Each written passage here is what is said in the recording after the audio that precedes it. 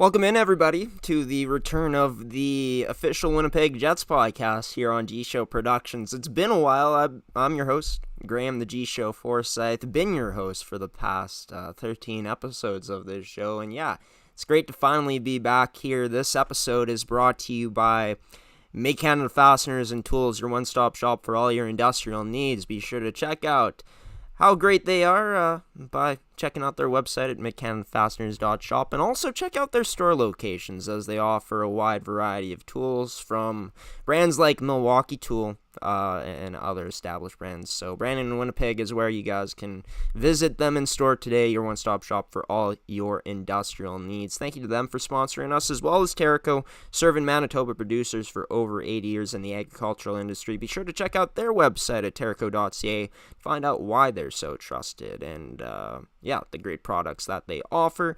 And also to Goaltenders, your goalie's personal video review service, a brand that a former Winnipeg Jets 1.0 WHA goaltender has started. Now goaltender coach Gordy Tummelson. Be sure to check out his website at gordytumelsongoalies.ca for more information on the service that he's running. Pretty cool stuff over there.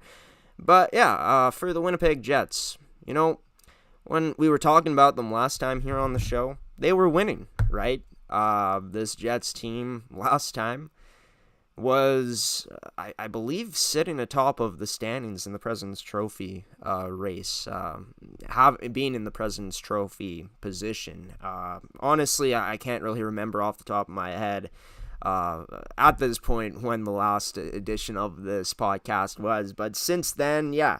The Jets came into yesterday on a 5-game losing streak. Offense has run dry a bit for the team, but I think context is important in this discussion about the Jets' struggles, and that's what me and Connor Hrabchak, Winnipeg Sports Talk Jets insider, joins me on the show to talk about. In this one, as well as talking about the Sean Monahan deal, we also get into the Pittsburgh Penguins matchup, which we gave our predictions on. Funny enough, we did this recording yesterday for this podcast, but wasn't able to air episode 14 yesterday due to, my battery wasn't working on my laptop. Had to go out and get a new charger. I did, and that's why this show is coming out today instead of yesterday, which, by the way, everybody, Saturdays at, maybe a bit later than noon, but Saturday afternoons is when this podcast will be airing from now on. But without further ado, let's get into it with Connor Hrabchak, talking about the Jets'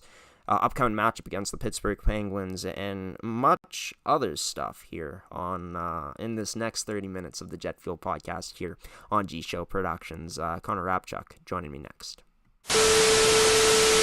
Connor Hrabchak joining us on the Jet Fuel podcast here as this week's only guest.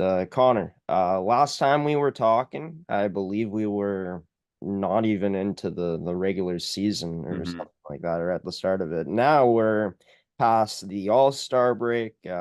We're back in the hockey here. Trade deadline coming up before we know it. But for this Winnipeg Jets team, taking a bit of a nosedive as of late, losers of 5 straight, and you were just talking, Crosby's going to be in the house tonight along with the Pittsburgh Penguins. They haven't been as great this year. Pittsburgh, one of the weaker teams in the league, but the Jets, of course, loses of 5 straight. What do you expect out of tonight's matchup from the Winnipeg Jets?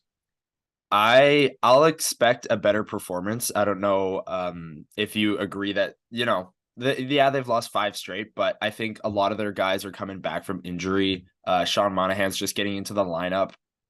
You get a home game on Saturday night, Hockey Night in Canada, Sidney Crosby. I think they're going to have a good effort tonight. That's what I expect. And if they don't, a lot of people are going to be hitting that panic button that they hit last year. Their next game after this one is San Jose on Wednesday. So they have a lot of practice time between now and then to get things right. And then beat San Jose at home, which is unexcusable. You can't lose that game. But tonight, they just lost to the Penguins this week. They're back at home. I expect kind of the vibes to be higher and a better start at the absolute minimum for the Jets.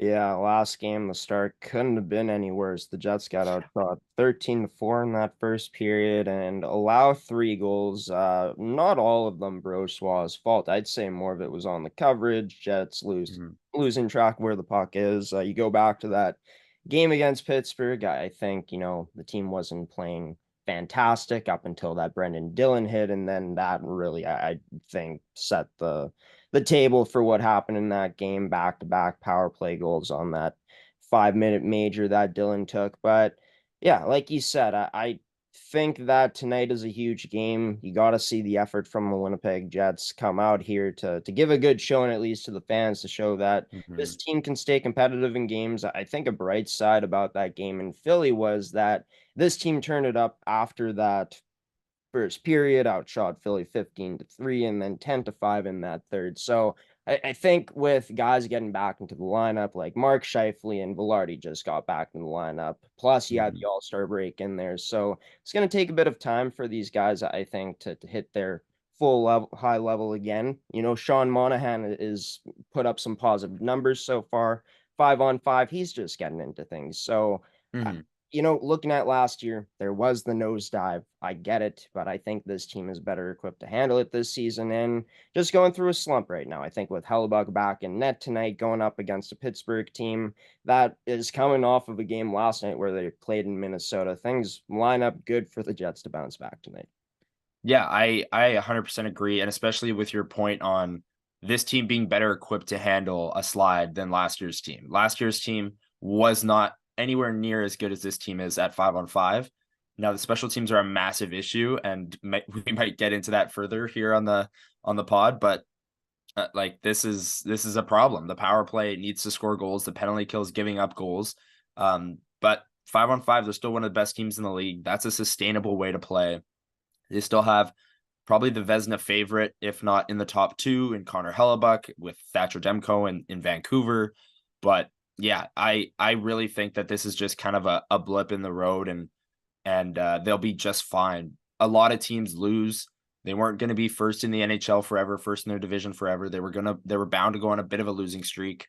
And I think over these next 2-3 weeks, we're really going to find out how much the power play matters and how far this team's 5-on-5 game can take them. But I still think that they're right there in the mix for the 1 seed in the Central Division, given what we've seen all season long. And I don't think enough of the bad habits are creeping back in for me to fully panic yet. Exactly. And I think the jump hasn't been there as much, like the same jump we've been used to seeing from this Jets team. But at the same Mhm. time, like they seem to figure it out as the game goes along in terms of creating chances. Like in the Yeah. last 4 games, they've had most of the high danger scoring or most of the expected goals for percentage chances. They've had more Corsi for percentage. So the underlying numbers been good for this Winnipeg Jets team. I think we also got to remember that if the same players that were putting the puck in your net aren't doing it as much, like your top guys are kind of slumping, and then the depth on top of that is slumping. Like if you're not putting the puck in the net, it's plain and simple you're not going to win many Yeah. games. And I think that this Jets team has proven enough that they have enough depth. And yeah, you could add one more piece at trade deadline, but I think that the Monahan trade makes this team deeper. You look at this top six, like you got guys like Gabe Velarde in there now. Back again, Connor's back healthy, right? Mhm. Nikolai Ehlers and Perfetti getting a chance to play with each other, along with whatever combination they want to throw at center. But I think special teams has been a big issue for this team, Yeah. especially the power play. At what point, Connor, does Brad Lauer get on the hot seat? Yeah, I mean, it's a valid question. It's one that because a lot of the criticisms with the power play are that it's not a personnel issue. Like they have all the talent in the world. They have a Norris candidate quarterbacking it at the point. They have a guy who's leading the league in goals on the right flank, ready to take one-timers. They have Monahan in the bumper. We've heard a bunch about how adept he is in the bumper position. Scheifele on the wall. Velarde down low. We know how good he is in front of the net. Like it's clearly not a personnel issue. But I think the hot seat isn't quite yet there for Brad Lauer yet, simply because there hasn't really been a structural change, and I think that that's coming. I don't know what that will look like. Obviously, that's up to Brad Lauer. But if they keep struggling here, I don't think they can stick with the same structure, the same quarterbacking the power play through Scheifele and Morrissey on the half wall. And I think Brad Lauer will have to make a big change if things don't turn around before the playoffs, because the power play could cost them a playoff series. It'd be a huge detriment to go into the playoffs with a power play that's in the mid-teens. I think it's like 16% or something like that, or 15.5. So you can't win a playoff series with that type of power play. And I think if by the end of February things haven't changed structurally and it's still not working, I think you'll see some big structural changes. But True North in the past hasn't really taken the route of firing coaches mid-season. So I think Brad Lauer, if he were to lose his job because of the power play performance, I don't think that that's going to happen. But if he were, I think it would be more of an off-season change. But keep an eye out for structural changes if the production doesn't follow here in the next couple weeks. Yeah, I think I'd agree with that. Like, it's not really the status quo for True North to fire coaches throughout the season. Like, Mhm. Paul Maurice ended up resigning when he did, right? And Especially in mid-February yeah, too. Like yeah, they're pretty deep into the season right now. So I think it's yeah, that would be an off-season thing, I think. yeah. But yeah, I think that something does have to change systematically though with this power play. Mhm. When I watched this Jets power play this year, Connor, and yeah, just this year specifically, it seems like it's stagnant. There's not that much Mhm. movement that's being created. And you look at the best power plays in the league, they're doing exactly that. And they got a lot of talent on those power plays. Now, do the Jets have as much talent as, the top teams in the league with those top power plays? I don't know, but they do have enough. And they do have that top end talent of guys like Mark Scheifele and Kyle Connor, Josh Morrissey, Nikolai Ehlers, where this power play should be looking better. I think that Cole Perfetti has to get more of a chance, more ice time, especially on that top unit, considering how smart he is and how good of a passer he is. But yeah, when you're ranking 25th in the league, 15.1%, and like you said, power plays, they could cost you a playoff series. We've seen it with Minnesota the past 2 seasons. Their special teams haven't been so great, and it's been the penalty Mhm. kill on the power play that's kind of costed them in those series. Of course, going against teams that they've had trouble with, like St. Louis and Dallas. But yeah, I think for this Jets team, you're right. Something has to change systematically because I Yeah. don't think it's a personnel issue. We've seen these players have way more success on the power play in the Right. past. So yeah, something has to change systematically here. You can't continue to go 0 for 3 in games, especially when your PK shutting down the other team and they go 0 for 4 on the power play. Yeah, I agree. And the PK has been better since the end of December, I believe, or the start of January, I guess. But the power play has still remained pretty bad. And there was a point in time, I believe it was the first like month of the season when Kyle Connor was, leading the league in goals at a time, and the power play wasn't this bad, where they had a play, like they had a set goal on the power play, and it was to get Kyle Connor a one-timer. And like they were forcing it. Everyone was looking there. That's like everyone knew it was happening. Like they were forcing Kyle Connor one-timers. And did it work? It worked better than whatever's working now. And then Kyle Connor got hurt. The power play struggled. And then there was a point in time where they just shot every puck. Every single time someone had the puck on their stick and they were set up in the offensive zone, they would just shoot because Rick Bowness wanted more shots. That didn't work. Now Kyle Connor's back, and it just feels like there's no plan. It feels like they can't set up. They do get set up, and then they're just looking around. They're standing, like you said, it's stagnant. No one's moving, and they're not able to force these one timers to Kyle Connor or just throw pucks on net with traffic in front.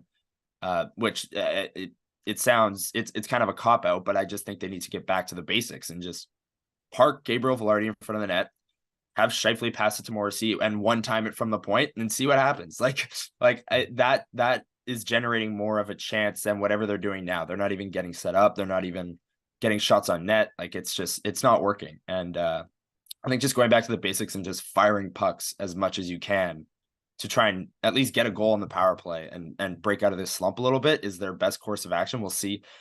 Pittsburgh like had a terrible power play as well, and they got the 5 minute because of Brendan Dillon's hit, and they scored twice, and they looked okay. Like they were moving around, they were making things happen. So it's possible that a bad power play can still have a good couple shifts and score a few goals, but we got to see it out of this Jets team.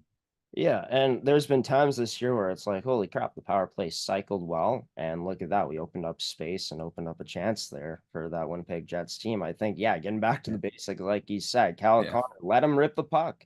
Have Gabe Velarde in front of the net. This is the first time all of the Jets top guys are fully Mhm. healthy for a very long time. It's been a long time since this has been the case. So Yeah, I think that less of a stagnant power play would be really preferred as a Winnipeg Jets Hmm. fan and just as a spectator because yeah, way too much talent on these units to be failing like this and yeah, shoot the puck more, get it Kyle Connor or Josh Morrissey, whoever, let it rip from the Yeah. point. But Sean Monahan, the big trade that the Winnipeg Jets made, not giving up a prospect or a roster player, but two picks in there, a conditional pick in 2027, a first round pick in this upcoming draft, which is the more valuable one at this point in time. But on paper, the Jets fill a need, getting Sean Monahan. Me and Nick Lynham were talking about this. We weren't the biggest Hmm. fans of it, but the more I think about it, the more I do like this move. I called it a calculated move by Kevin Cheveldayoff, given the cap space. And looks like this Yeah. Jets team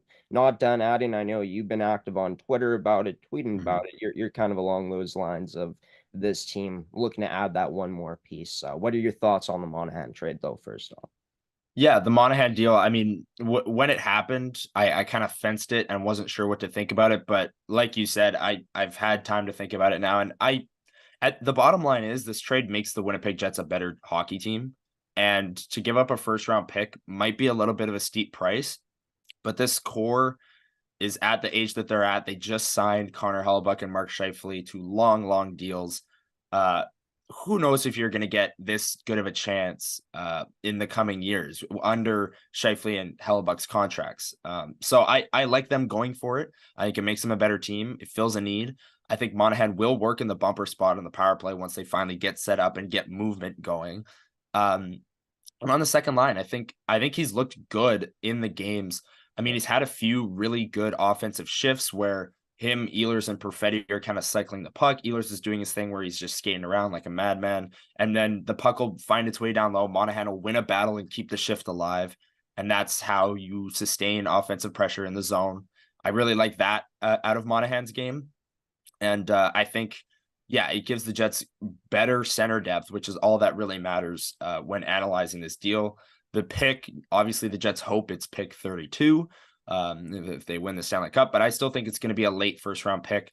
And I was listening to, I believe it was Craig Button analyzing this trade, and he said that, this upcoming draft class is a bit of a weaker one. And after pick 20, like NHL GMs he's talked to don't really know what the draft is going to look like. So, take that as you will. I haven't confirmed that. I haven't done any draft prep. I'm not sure what the upcoming draft looks like, but if that's the case, I don't mind them moving what should be their late first. Makes them better. Nemeskov pushed down to the fourth line. The fourth line has looked decent. Again, nobody's scoring right now, so take that with a grain of salt. But I like this deal, and I think Jets fans who don't like it will warm up to it over the coming months when you see this team start to score goals, get back to their 5-on-5 game, and maybe Monahan scores a few power play goals in the process, and people will really start to like it. And like you said, still have the cap space to add another piece, which I really, really like, and I think they will do is add a piece, maybe on the back end. Yeah, and I think looking at Sean Monahan, he's definitely not the same player as he once was in Calgary. Definitely, yeah. He went to Montreal, and I think he gained some confidence back in his game. Uh, you know, I didn't realize how cheap Sean Monahan truly was when I was talking with Nick Lineman. I mean, Nick made the argument that, yeah, he's playing top line in Montreal, but he's playing on a bad team. But he's coming here to Winnipeg to play with guys like a Cole Perfetti or Nikolai Ehlers. Now he's playing with Perfetti and Gabe Velarde. He's playing with better players. He's not even making Mhm. $2 million. Yes, he's a UFA. At the end of the season, he's cheap. And I get it about the first round pick. That is a steep price to pay, but this is the trade deadline at the end of the day. And Sean Monahan has Yeah. played at a level where he's going to be a clear upgrade. I think he has been an upgrade at that second line centerman position. I think that it Mhm. is just going to take a bit of time, but this is a guy that's played up his value in Montreal this season. The Jets are in a position where, they're looking to go on a run, and that pick could be a later round pick, like you've said. And this Mhm. Jets team has a lot of prospects, and they're at a place where they're going for it. They're going for it all, right? And the Yeah. fact that they still have prospects after this deal, they only gave up two draft picks. I think that it is an overpay at the end of the day, giving up a first round pick, but a win-win for both sides. Montreal, gives away a player that wasn't going to stay long term. And Winnipeg gets a clear upgrade at center with 10 more points coming in for Sean Monahan and a way better faceoff percentage. And I believe you said it, and I also said it in my article, but this, I think, benefits Cole Perfetti long term, right? Because if you win more faceoffs, that should lead to more possession time and should make the second line even better than it is, as it's been a positive this season, I think, with the chances they've created already with the things Perfetti and guys like Ehlers have done on that line. Yeah, I totally agree. And another thing that comes with the faceoff percentage is Rick Bonus's trust in that line. Rick Bonus won't be scared to play the second line in the defensive zone because Vladislav Nemeskov's faceoff percentage is in the mid 30%. And he thinks, well, there's a chance we lose this faceoff in the defensive zone and just give them free possession in our own zone. So I think the possession time, like you said, along with the ability to, gain more trust from the coaching staff is a big one. My favorite part of this deal, and I've been saying I've been on the record saying that my favorite part is the 35 games that he has since they made the trade to get acclimated into the lineup, go through these growing pains that we're maybe seeing right now. It's only been two games, 3 games.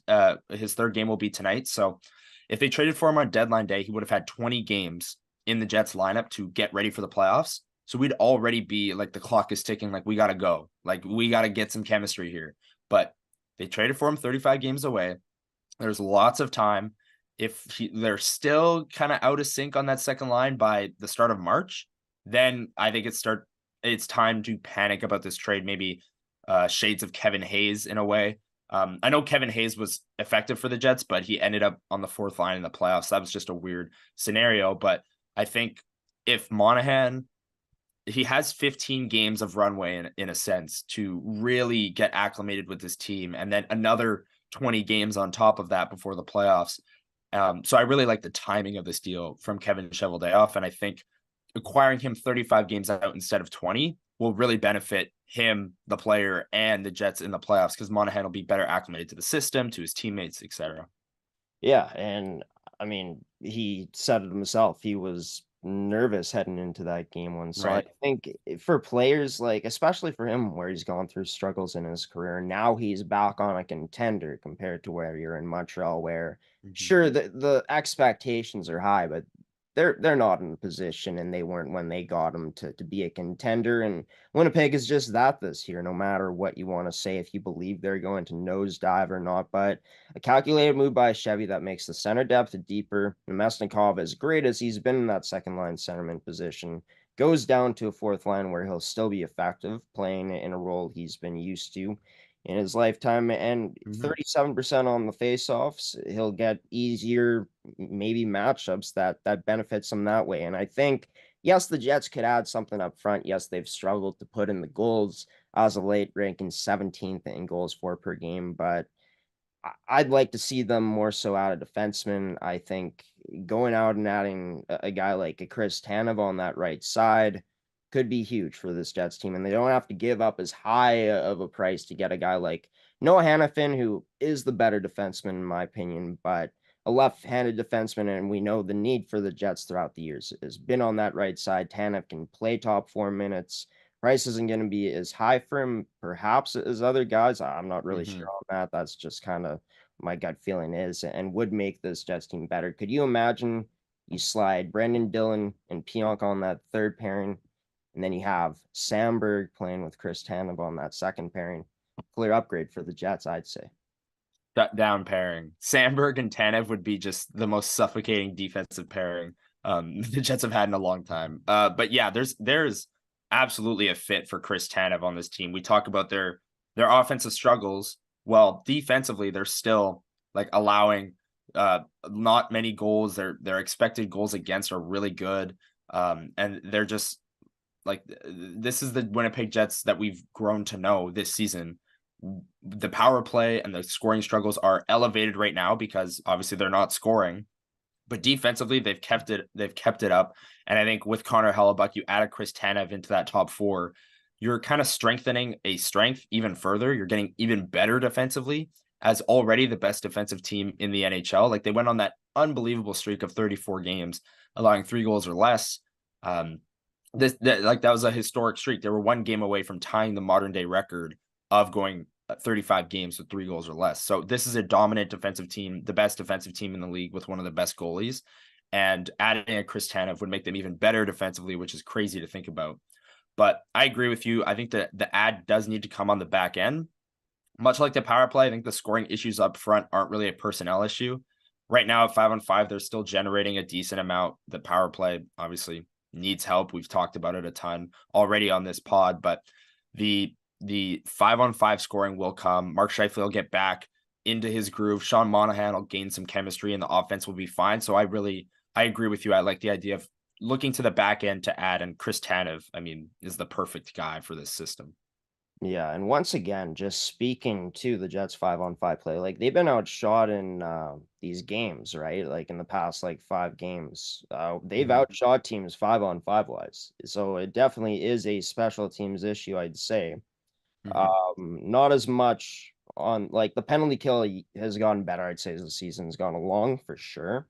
It's still not at the level you'd want to be at, but definitely gotten better. It's the power play, I'd say, that is still the issue. And I do think that the scoring will come again 5-on-5. Now, it doesn't always hurt to add another player up front to get more scoring. Mhm. If players out there and the Jets feel like they can add them, sure, go out and do it. The Rutger McGroarty situation would be interesting if the Jets brought him in too, if he signed an ECL or ELC after his college season is done. But yeah, I've been on the record as well, Connor, saying that this Jets team, I don't think it's as big of a need for them to add on the back end this season. I still don't think it is compared to other years, given the success they've had. But come Mhm. playoff time, I worry about a guy like a Nate Schmidt, right? Maybe a Neil Pionk playing in the top four, because playoffs is when things tighten up. And as good as Neil Pionk has been this season, as good as Nate Schmidt has been, the Jets could still use an upgrade on paper to add to a team that's already been playing at such a high level with one of the best defensive structures in the league. I think would be massive and would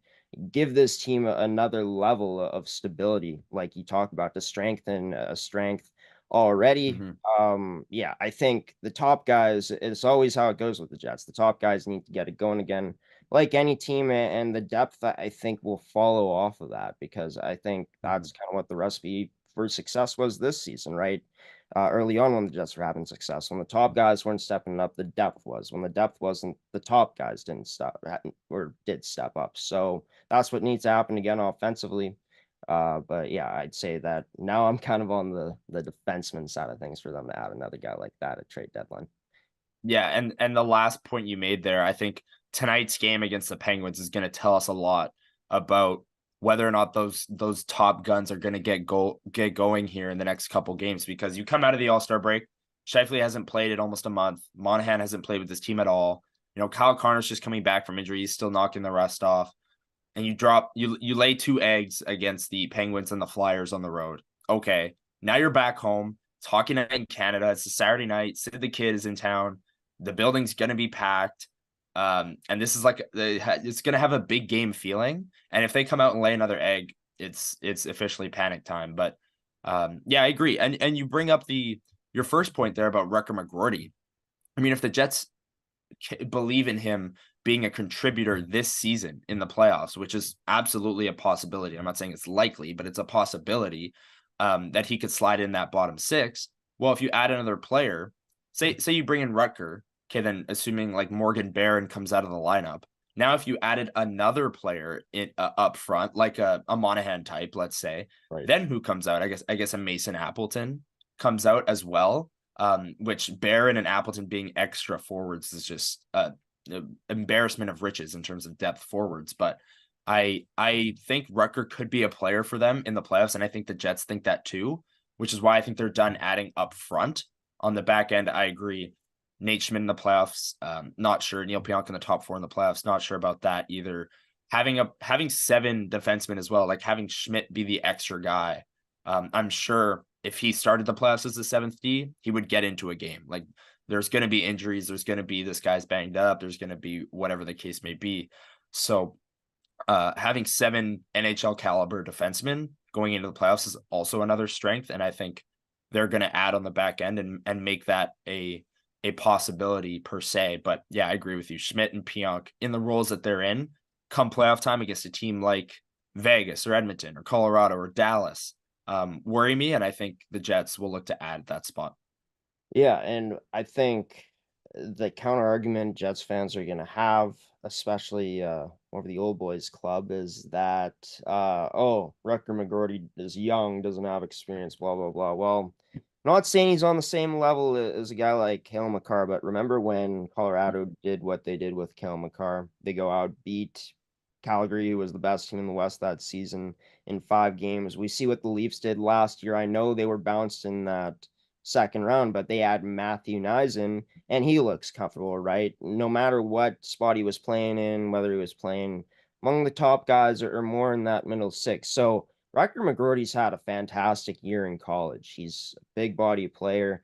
And I mean, his personality, I feel like that's an underrated part about it that I don't think people talk about because I mean, I don't usually like put that as the end all be all, but with Rutger McGroarty, I feel like his personality is just an added bonus with him, with how he could, Yeah. bring positive vibes to a team that already has him. So yeah, I think that if you add him in, he works out. That's your ad right there at forward, and maybe you could even add someone else. And like the Jets have options to play with if they put Rutger McGroarty in the lineup. But yeah, I think to see them out on defense would be great. But tonight is going to be a huge game. You picking the Jets to win this one tonight? I think I got the Jets tonight. Like I said, it's gonna have a big game feeling in that building, hockey night in Canada. So I think there's been enough time. They've played 2 games, they've practiced a few times.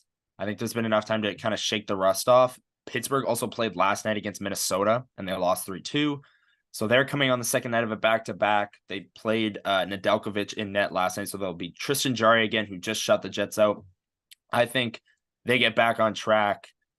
Everyone hops back on the bandwagon. This team is good again, per se. And I think coming out of morning skate, I think the Jets writer Mitch Clinton was reporting that the top line is now Connor, Scheifele, Ehlers, and the second line is now Perfetti, Monahan, Velarde. I'm really excited to see how those kind of lines work well off of one another or don't.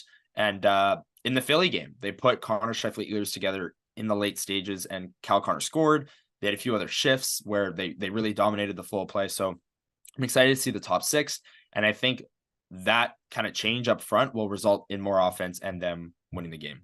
So I got the Jets tonight. I think they get back on track.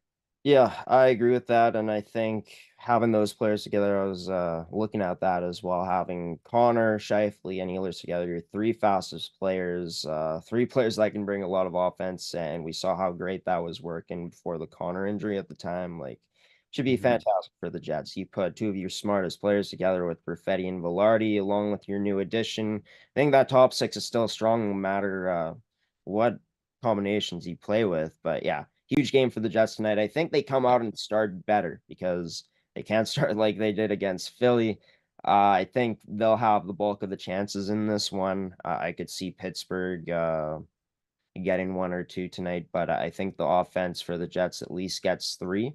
Going to go about a 4-2, 3-2 victory for the Jets tonight. But crazy, Connor, how everyone was like, this year's feeling different for the Jets, and then we got the same panic kind of setting in. Hopefully the Jets can kind of put that to bed tonight and start going in the more positive direction of winning again. But Connor, you enjoy the game tonight. Enjoy covering it all. And we'll have you back on the podcast here later on in the season. Yes, thank you so much for having me. We went too long of a break there without me being on. So thanks for having me, and you enjoy the game as well tonight. Thanks, Connor. And he's a busy guy, so we understand him not being able to be on the show all the time. So thank you.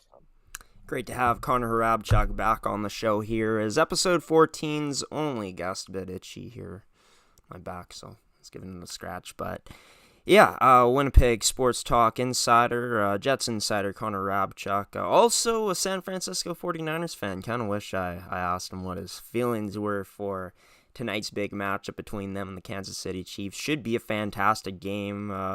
Would love to see Patty Mahomes win, but also wouldn't be mad to see the 49ers win. Just to let you know, my pick is the Chiefs, meaning the Chiefs probably lose tonight. But yeah, for the Winnipeg Jets, I mean, me and Connor kind of well, not quite bang on, but a much better start for the Jets yesterday with better jump from this team coming out and out shooting the Pens 13-8 in the first period. They outpossessed the Penguins. They were getting to those high danger scoring areas 6 times worth of that. Mark Scheifele scoring the opening goal, Niederreiter getting on the board. So great to see the Jets' top guys and their depth come through. And as the game went along, Pittsburgh outshot Winnipeg by quite a bit. In that second period, shots would be 35-31 in favor of the Pittsburgh Penguins at the end of this one. But Connor Hellebuyck, man, he was on top of his game in this one. 35 saves made on 36 shots against. So shots were I believe 36-33 in favor of Pittsburgh. But yeah, Hellebuyck, returning to his top level form in that matchup.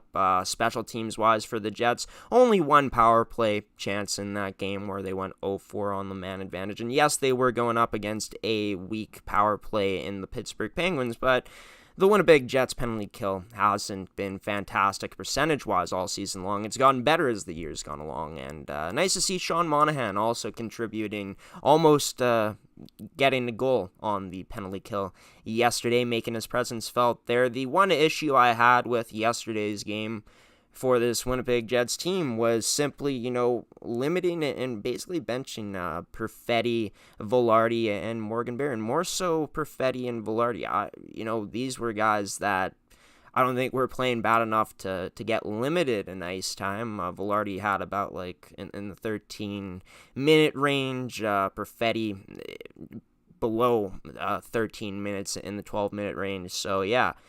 I didn't have a chance to watch all the game, but from what I saw from those players, I think they could have gotten more ice time. But yeah, I just don't understand why Rick Bowness continues to go away from his best players, even though the Jets ended up getting the win yesterday.